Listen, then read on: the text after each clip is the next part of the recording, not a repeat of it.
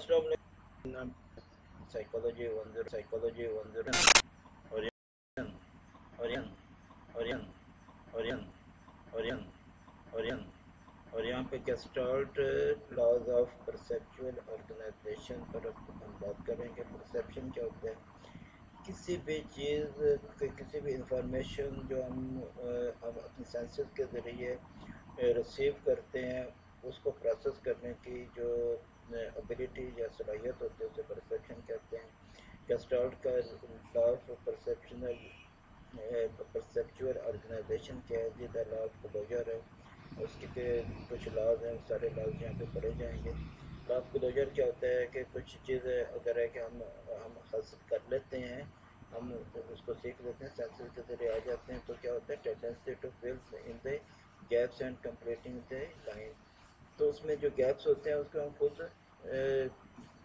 Complete कर लेते हैं। जैसे ये देख लें, ये ट्रायंगल्स है और इसमें गैप्स है, और ये खुद हालांकि है कि ये ट्रायंगल बनी नहीं हुई, ये कर्स है, मगर है कि हम इसको ट्रायंगल बना लेंगे। और इसी तरह ये एक शेप है, इसमें कि ये दायरा कटा हुआ है, ये इन गैप को हमारा जो जहन है वो इसको क्लोज कर लेता है। ये लॉ ऑफ क्लोजर है। जो लॉज होते हैं आप समझते हैं कि कभी चेंज नहीं होते, ये इस पर थ्योरी चेंज हो सकती हैं, लॉज कभी चेंज नहीं होते। इसलिए कि ये इनको आप अच्छी तरह देखिएगा कि आपके एम सी क्यूज़ में स्पेशली ये चीज़ें आती हैं, क्योंकि ज़्यादातर हमारा जो पेपर होता है वो एम सी क्यूज़ पर ही होता है, और इसमें शॉर्ट क्वेश्चन भी होते हैं, लॉन्ग क्वेश्चन भी होते हैं, तो ये चीज़ें आ सकती हैं। The law of proximity, proximity क्या है? क्लोजर ऑफ और nearer object are perceived as coherent and related. अच्छा, जो करीब करीब और होते हैं, जो ऑब्जेक्ट्स जो करीब करीब होते हैं वो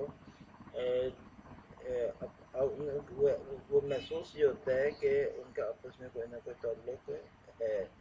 अब ये जो शेप्स दी हुई हैं 12 शेप्स हैं, और इनमें कभी जो है ना शेप्स में डिफरेंस है कि आँखों के, अगर इनका आँखें कह रहे हैं ये ब्लैक डॉल्स हैं, तो इनमें भी फर्क है बाकी। लेकिन ये जो पहला जो परसेप्शन जो आएगा इसमें, वो क्या आएगा कि ये एक जैसे हैं, जिनमें कोई तल्लुक मौजूद है।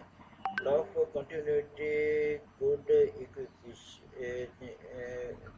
Good continuity, continuation.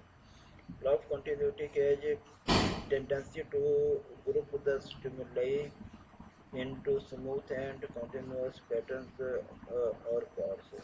तो क्या होता है कि जो हमें इसमें कंटिन्यूस होता है, जैसे ये देखिए कंटिन्यूटी है, ब्लू कलर के हैं जी, और उसके बाद पिंक कलर के आ जाते हैं, मगर ये कंटिन्यूटी के साथ है कि अगर ये चल रहे हैं। उसके बाद है जी लॉ ऑफ सिमिलैरिटी। सिमिलैरिटी के जो एक जैसी चीज़ें होती हैं ना, जो उसको हम हमारा जो जहन है, हम जो परसेप्शन है उसको हम चेंज कर लेते हैं, उनको ग्रुप्स में और में डिवाइड कर लेते हैं पैटर्न्स को, और उसको हम सेव कर लेते हैं। हमारा जहन जो है ना वो उसके परसेप्शन करता है। Law of simplicity. अच्छा, जो सादा चीज़ें होती हैं, लॉ ऑफ सिंपलिसिटी, जो सादा चीज़ें होती हैं उसको भी हमारा हमारा जो जहन है, हमारा जो ब्रेन है उसे उसके परसेप्शन करते हैं।